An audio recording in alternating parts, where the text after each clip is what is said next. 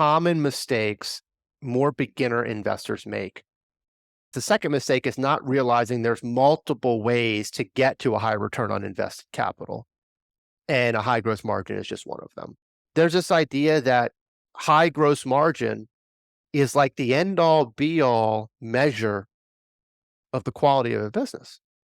That's obviously wrong. We talked about earlier in this podcast, ROIC, free cash flow, and economic profit are the measures of quality. But there's this idea that if a company doesn't have a high gross margin, 70, 80, 90%, then it's a bad business.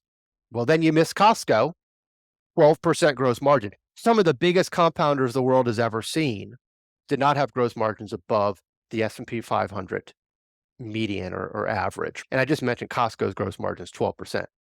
It's almost in the dirt, but it's an exceptional quality business that generates mid-teens returns on invested capital because of its invested capital turnover.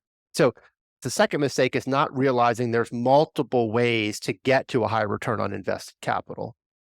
Now, I understand why. It's because everyone's a software investor these days, right? And a high gross margin does matter for software because they're just investing so recklessly down that income statement. It's better to start off with a really high gross margin if your R&D and your sales and marketing are just going to be reckless. You want to be left with some bottom line profit. So they start with a high gross margin, but then they take that and just translate it over into every business in every industry should have a high gross margin, which is just clearly wrong.